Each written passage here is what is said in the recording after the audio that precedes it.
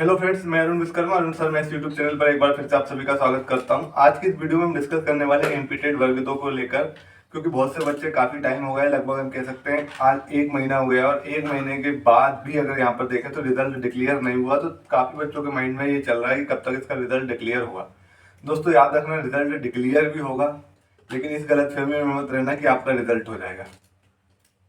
आप बोल रहे हो, आप सोच रहे होंगे कि मैं क्या बोल रहा हूँ, लेकिन मैं ये बिल्कुल सही बोल रहा हूँ। रिजल्ट डिक्लेयर भी होगा, आप जिस चीज का वेट कर रहे हैं वो एक दिन जल्दी ही आपको देखने को मिलेगा रिजल्ट। लेकिन रिजल्ट उन लोगों का होगा जिनकी ईएसबी में जुगाड़ है, जिनके ईएसबी के अधिकारी कर्मचारी से पहचान है, जिनकी कहीं ना कहीं पॉलिटिक्स में अच्छी पकड़ है, उन लोगों का रिजल्ट होगा, आप लोगों का नहीं होगा। यहाँ पर अगर आप देखें तो मेहनत करने वालों का रिजल्ट नहीं होता है, यहाँ पर जुगाड़ करने वालों का रिजल्ट होता है ईएसबी के अंदर। आप भली भांति जानते होंगे ईएसबी के अंदर जो भ्रष्टाचार है वो चरम सीमा पर है, और एक नया भ्रष्टाचार की उन्होंने एक अच्छी तरीके से एक और नई लाइन बनाई है जिसे हम बोलते हैं परसेंटाइल। परसेंटाइल में अगर आप देखेंगे तो अभी पिछले 1 या 2 रिजल्ट आ चुके हैं जिसमें बच्चों को बहुत ज़्यादा नुकसान हो रहा है। यहाँ पर भ्रष्टाचार इस हद तक हो रहा है कि आप अंदाजा भी नहीं लगा पा रहे हैं कि आपके कितने नंबर थे और किसके कितने नंबर थे। जो सिलेक्ट हुआ पता नहीं उसके 50 नंबर भी थे और 100 परसेंटाइल कर दिया, किस बेस पर कर दिया आप यहाँ पर कुछ अंदाजा नहीं लगा सकते, क्योंकि रिजल्ट में सिर्फ और सिर्फ परसेंटाइल यहाँ पर दिया गया। परसेंटाइल को हम आसानी से बढ़ा सकते हैं, क्योंकि अगर नंबर मेंशन करते तो हम समझते कि हाँ ये इतने परसेंट पर इतना नंबर बन रहा है, लेकिन यहाँ पर नंबर डिक्लेयर नहीं किए, नंबर को आपने शो नहीं किया, तो यहाँ पर जो भ्रष्टाचार है वो अब करने की और ज़्यादा चांसेस इनके लिए बढ़ गए हैं। लेकिन सवाल ये है कि इतने में भी इस हद तक यहाँ पर भ्रष्टाचार हो रहा है, लेकिन एमपी के युवा अगर देखें तो इसके खिलाफ कभी भी आवाज उठाते नहीं देखे। यहीं अगर हम बात करें अदर कंट्री में, अगर ऐसा होता और वहाँ की गवर्नमेंट कोई अगर गलत डिसीजन ले लेते तो दूसरे लोग पूरे दूसरे दिन सड़क पर उतर जाते हैं, और उस जो नियम है उसको बदलना पड़ता है सरकार को। ये ताकत होती है आंदोलन की, ये ताकत होती है एकजुटता की। लेकिन हम बात करें एमपी के युवा, तो एमपी के युवा पूरी तरीके से सोए हुए हैं। उनका सिर्फ एक ही मकसद है, लाइब्रेरी में बैठकर 24-24 घंटे पढ़ाई करना। एटलीस्ट 10 से 12 घंटे पढ़ाई करते हैं, 24 घंटे वहां पर बैठे रहते हैं और अपनी आंखों को फोड़ते रहते हैं। याद रखना, सिर्फ पढ़ाई करने से एमपी के अंदर आपका रिजल्ट नहीं मिलने वाला। आपको सक्सेस एमपी के अंदर पढ़ाई करने से नहीं मिलने वाली। हो सकता है कुछ केसेस में आपने बहुत ज्यादा मेहनत करी हो तो आपको मिल सकती है, लेकिन हर एक मेहनत करने वाले बच्चे को यहाँ पर सक्सेस नहीं मिल सकती एमपी के अंदर, खासकर जो ईएसबी के द्वारा एग्जाम कंडक्ट कराए जाते हैं, क्योंकि यहाँ पर भ्रष्टाचार चरम सीमा पर है और इसके खिलाफ कोई आवाज उठाना भी नहीं चाहता। तो आज मैं बात करूंगा एमपीटेड वर्ग 2 की। अगर हम बात करें तो ये जो वैकेंसी है वो काफी टाइम बाद आई है, और अगर आप वैकेंसी देखें तो यहाँ पर इंग्लिश और मैथ्स की फिर भी थोड़ा मैं कहूँगा ठीक ठाक है, लेकिन अदर सब्जेक्ट की अगर हम बात करें हिंदी की, सोशल साइंस की, तो यहाँ पर जो वैकेंसी है वो नाम मात्र वैकेंसी है इतने टाइम के बाद।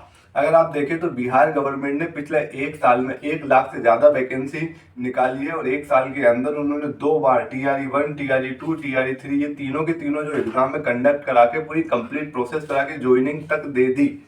और ये जो मात्र पूरी प्रोसेस है वो 2 साल के अंदर उन्होंने कंप्लीट कर ली। और यहाँ पर अगर हम देखें तो प्री के बाद मेंस होने में ही 4 साल लग जाते हैं। लेकिन सवाल ये है कि ये क्यों हो रहा है, क्यों हो रहा है? क्योंकि यहाँ पर अगर हम देखें तो यहाँ पर जो बच्चे हैं वो इसके खिलाफ आवाज उठाना भी नहीं चाहते, और जब तक इनके खिलाफ आवाज नहीं उठाएंगे ये अपनी मनमानी करते रहेंगे। तो अगर हम बात करें कि अब इसमें जो पोस्ट है वो इंक्रीज होना चाहिए, क्योंकि बहुत सालों बाद वैकेंसी आई है, और सालों बाद जब वैकेंसी आई है, इससे पहले जो वैकेंसी आई थी 2018 में आई थी, है ना। 2018 में जो वैकेंसी आई थी और अब ये 2025 चल रहा, कह सकते हैं हम पूरा का पूरा 5 से 7 साल वैकेंसी यहाँ पर आपको देखने को मिली है, और इसके बाद भी नाम मात्र की पोस्ट के द्वारा यहाँ पर वैकेंसी लाई गई है। लेकिन इसके खिलाफ आवाज आपको उठाना पड़ेगा। अब आपको करना क्या है उसके लिए आगे मैं आपको बता रहा हूँ। अगर आपको सीरियसली चाहते हो कि इसकी जो वैकेंसी है वो इंक्रीज हो, इनमें पोस्ट में वृद्धि हो, अगर आप चाहते हो सीरियसली, तो हम तो आपका साथ देंगे ही सही, लेकिन जो एमपी के अंदर आपके साथ खड़ा हुआ है, आप देखेंगे तो मैंने जो नोटिस किया है, और अगर आपने भी देखा होगा तो दीप्ति सिंह एकेडमी, दिनेश सिंह चौहान सर और एक गोपाल प्रजापत सर, ठीक है, इन दोनों के चैनल पर जाइए और उनको कमेंट में कमेंट कीजिए। और जो बंदे या जो भी बच्चे इंदौर से बिलोंग करते हैं वो उनके ऑफलाइन इंस्टीट्यूट पर जाकर भी उनसे बात कर सकते हैं इस विषय में। तो मुझे पूरी उम्मीद है कि वो आप लोगों के साथ खड़े होंगे और उनसे डिस्कशन कीजिए। खासकर इंदौर वाले बच्चे, जो बच्चे जा सकते हैं इंदौर, उनके ऑफलाइन इंस्टीट्यूट पर जाइए और उनसे बात कीजिए, क्योंकि उनके पीछे अगर आप देखेंगे तो बहुत सारे स्टूडेंट खड़े हैं। उनका जो यूट्यूब चैनल है वो बड़ा यूट्यूब चैनल है। हम भी अपनी तरफ से जो सपोर्ट कर सकते हैं वो करेंगे। हम भी अपने लेवल पर जितने बच्चे ला सकते हैं जहाँ भी आंदोलन जिस भी डेट में होगा वहाँ पर आपके साथ खड़े दिखाई देंगे। लेकिन इनके पीछे अगर हम देखें, जिनका मैं नाम ले रहा हूँ, इनके पीछे बहुत सारे स्टूडेंट खड़े, है ना। तो उनके एक कहने पर कई स्टूडेंट उनके साथ खड़े हो जाएंगे जो सीरियसली होंगे, है ना। और जो घर बैठ के सिर्फ रिजल्ट का इंतजार कर रहे हैं, तो उनसे बेफिक्र दीजिए, वो आपके साथ खड़े नहीं होने वाले हैं। तो आप उनको इग्नोर करके जो सीरियस कैंडिडेट हैं उनके साथ आप बात कीजिए, कमेंट बॉक्स में कमेंट कीजिए उनको, और हो सकते तो उनका कॉन्टैक्ट नंबर पर उनसे कॉन्टैक्ट कीजिए। और जो ऑफलाइन इंस्टीट्यूट में जाकर बात कर सकते हैं इंदौर के आसपास के लोग, वो जाकर उनसे मिलिए। वो जरूर एक आंदोलन की डेट डिसाइड करेंगे, आपकी इस बातों को जरूर समझेंगे और आपके साथ खड़े होंगे। अदरवाइज घर बैठ के किसी यूट्यूब चैनल की वीडियो में कमेंट करने से यहाँ पर पदवृद्धि नहीं होने वाली, आपको इसके खिलाफ आवाज उठानी पड़ेगी। और अगर आप रिजल्ट का इंतजार करते रहेंगे तो रिजल्ट आएगा, लेकिन आपका नहीं आएगा, आप इससे बेफिक्र दीजिए। मैंने आपको बताया भ्रष्टाचार यहाँ पर चरम सीमा पर है। जिन लोगों की पॉलिटिक्स में, जिन लोगों की ईएसबी में तगड़ी पहचान है, उन लोगों का रिजल्ट होना है। और दूसरा ये परसेंटाइल यहाँ पर ये इस चीज को और ज्यादा बढ़ा देता है। मतलब पारदर्शी, यहाँ पर जो पारदर्शिता थी वो परसेंटाइल के आने से पूरी तरीके से खत्म हो गई। तो आपको दो चीजों का लेकर आंदोलन करना। सबसे पहला पदवृद्धि, पदवृद्धि में भी आप हिंदी संस्कृत सब्जेक्ट वाइज नहीं चलेंगे, यहाँ पर आपको एकजुटता दिखानी है। हर एक सब्जेक्ट की आपको पदवृद्धि की बात करनी है। ओवरऑल आपको वैकेंसी में इंक्रीजमेंट की बात करनी है, सब्जेक्ट वाइज वहाँ पर बात नहीं छेड़नी है। और दूसरा भी परसेंटाइल फॉर्मूला है, इसको पूरी तरीके से पारदर्शिता के साथ शो किया जाए, जिसमें आपको परसेंटाइल मार्क्स भी आपको दिखाए, परसेंटाइल भी आपको दिखाया जाए। इसके बाद प्रोपोर्शनेट मार्क्स और नॉर्मलाइज मार्क्स भी आपको रिजल्ट में शो किया जाए।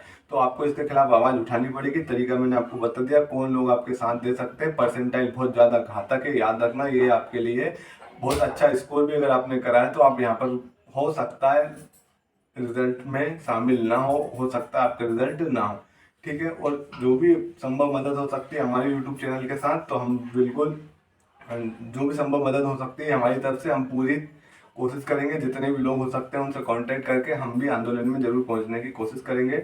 और इससे पहले अगर आप प्लीज़ चैनल पर नए हो तो चैनल को जरूर सब्सक्राइब कर ले, ताकि जो भी चीज़ें हैं आगे की प्रोसेस है वो आपको यहाँ से चैनल के माध्यम से हम प्रोवाइड करा सके, ठीक है। मिलते हैं अगली वीडियो में अगली किसी अपडेट के साथ। Thank you.